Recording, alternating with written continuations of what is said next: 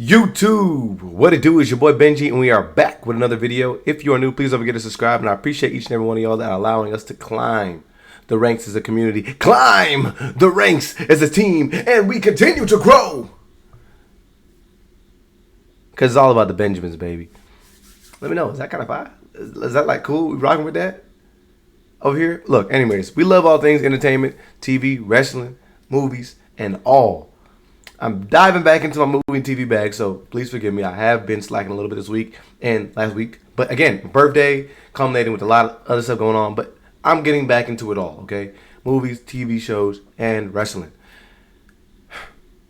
I appreciate y'all again. I just want to know. I appreciate y'all. Let's go ahead and slide that like button to chop, and let's get into it. Anyways, I am back, and so is another episode of Smackdown. Okay? Logan Paul has returned, and he opens the show. He first hops out of a Mercedes, and the camera tracks him on his way to the ring. The crowd is booing him all the way to the ring. He tells the people, "I can't hear you," as the boos get louder and louder. Wade Barrett is talking about the shortcuts that exist on the way to the top, especially if you're somebody like Logan Paul. I've told y'all before, bro, I don't quite understand the cope about Logan Paul being an influencer who's solely taking advantage of the WWE. It's just ridiculous to me. It doesn't make any sense.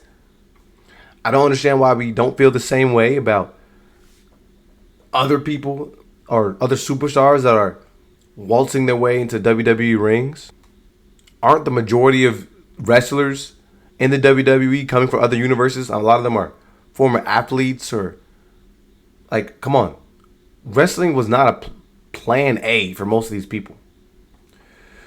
Anyways, Logan Paul gets on the mic and he lets the crowd know that he is a disruptor, contrary to what Cena called him, which was a parasite. The boos get louder as he mentions the value that he brings to the company and the billions of dollars that the WWE has continued to snag with Logan Paul being a part of the company. Logan does spit more facts. He is the future of this company, and he's getting more and more immersed in the business end of things. I like that he mixed in some French too in his promo. I thought it was pretty cool. John Cena shows up to a sea of cheers and adulation. Dude, look at the Uncle Howdy in the front. I just saw that. But yeah, anyways, I just dislike when John Cena mentions the people as if he wasn't like defecating on them for months. Including the kid from Brussels that became a meme that John Cena actually decided to apologize to in this episode of SmackDown. In this promo, John Cena walks Logan Paul through the history of John Cena. 20 years all the way down to basic economics. He makes good points. John Cena is different. But a point that kind of falls flat on itself is John Cena bringing up the top 25 influencers where Logan Paul no longer follows company amongst his group. Yeah, again, this only proves the point that I've been making and the point that Logan Paul's been making. He's not really an influencer. Yes, he does collect eyes, but I think he's kind of outside of that world now. He's just not a content creator. He hasn't been making everyday bro content for literally years.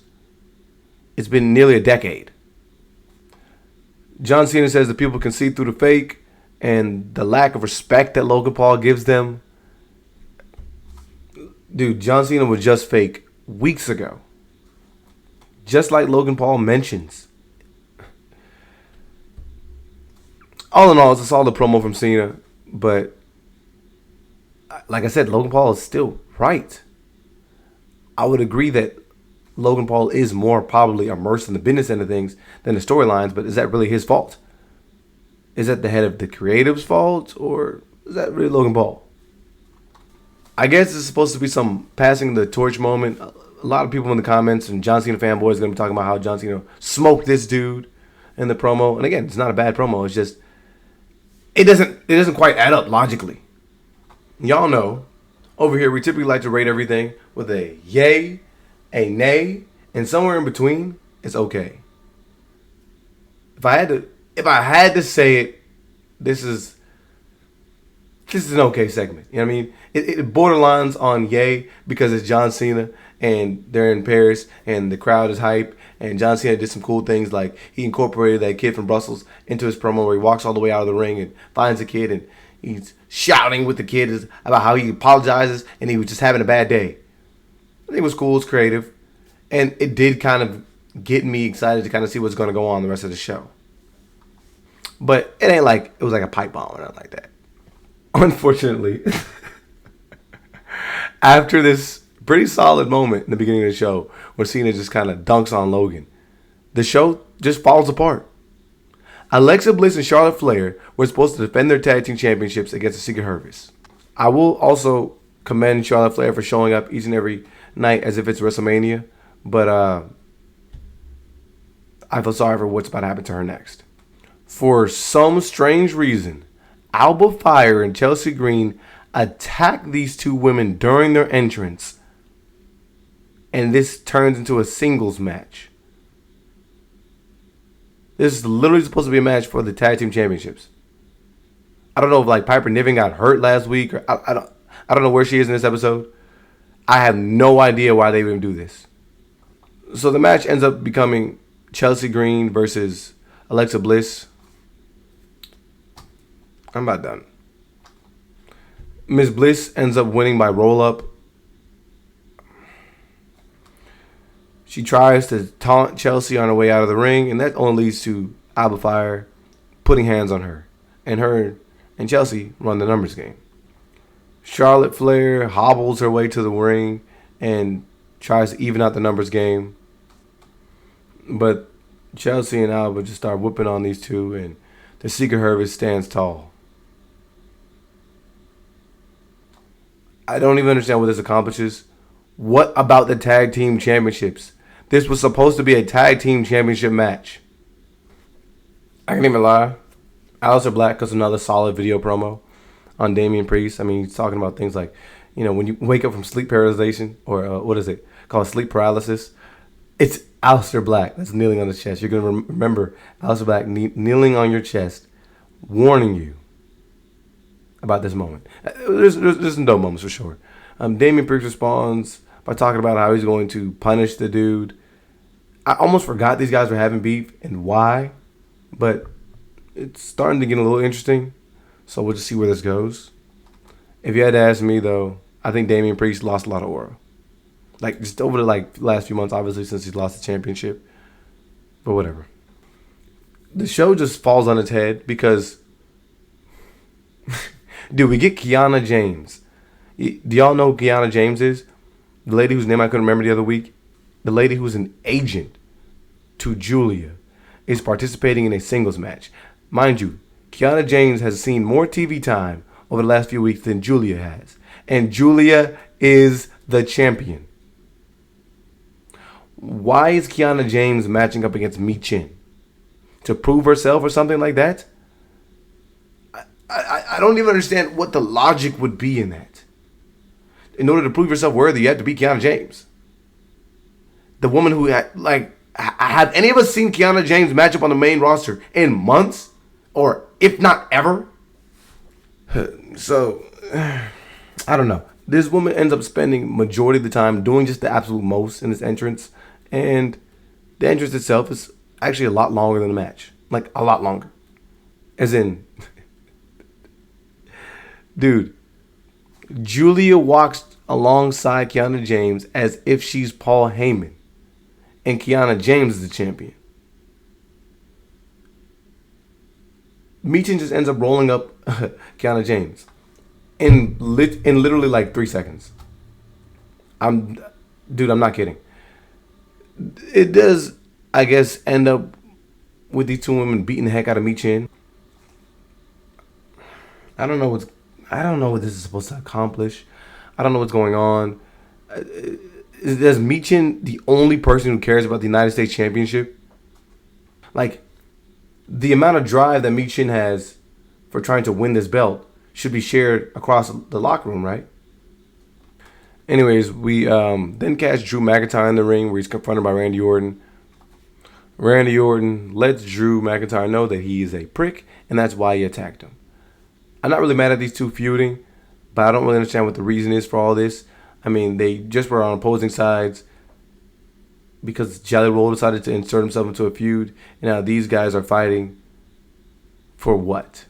Like, I don't understand what this is supposed to be about.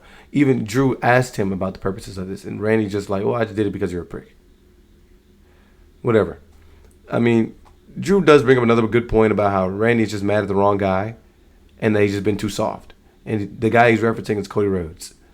Cody Rhodes was probably a number that Randy Orton had on speed dial for the 2 years that he was out with spinal injury.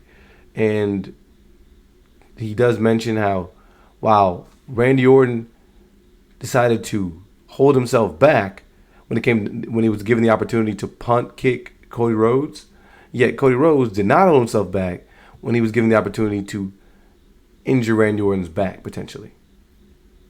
But soft Randy Orton has been holding him back. And so while Randy sets up the opportunity to RKO Drew, the security show up and everybody gets RKO'd, especially Mr. Hurricane. After taking out all the security guards, there's an opportunity for Randy Orton to punt kick Drew McIntyre, but that, of course, would not be our Drew McIntyre because he's just not foolish enough to allow himself to fall victim to that. So he gets out of the ring quickly, and it looks like these guys are going to be beefing. Maybe a surprise match for Clash in Paris, but maybe this is going to go on for the next couple weeks. The next couple scenes, we see Bo Dallas backstage hanging around like he's carrying Cross, interrupting multiple promos, including MELO, Miz, and the Street Profits, saying sweet nothings before the number one contenders match. Now, the only interesting thing about this is that we get a little bit of a tease where Bo Dallas is talking about the blood that runs through Montez's veins is that the same blood that runs through Dawkins' veins. Because the Wyatt Six is a family, but this is like a slight allusion to the fact that these guys could potentially break up. So I thought that was interesting.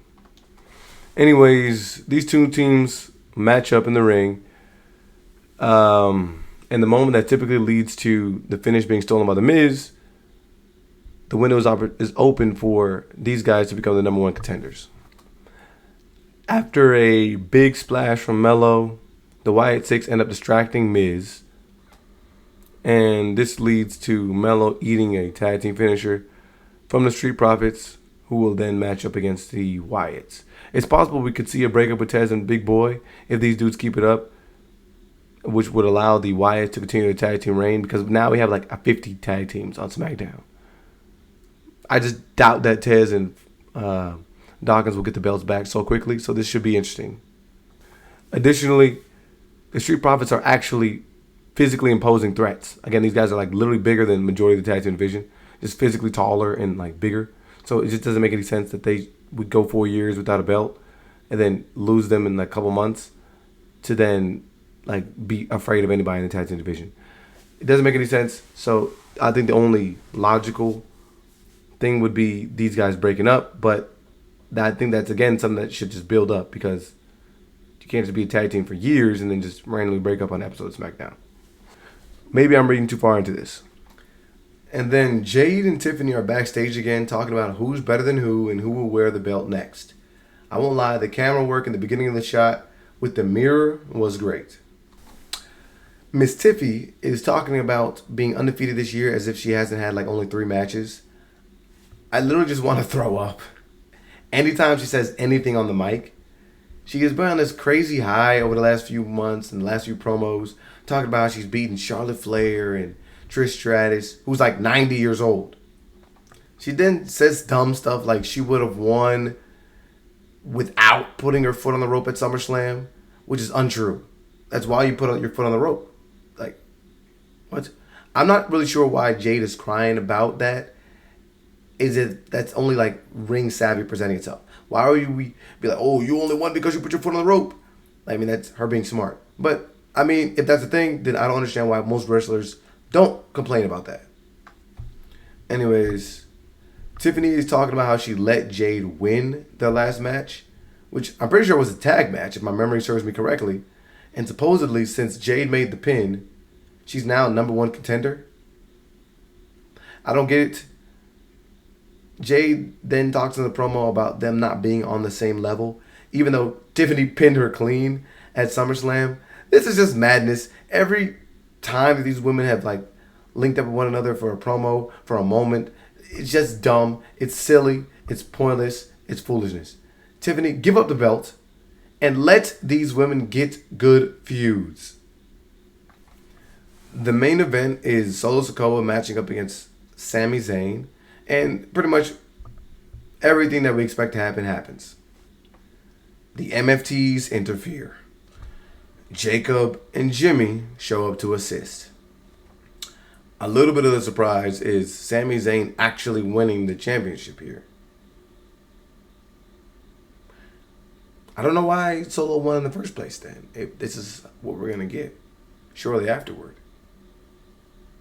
Why would Jacob help Sami win if it's not like Mr. Jacob wasn't cheated out of his own opportunity to win the belt?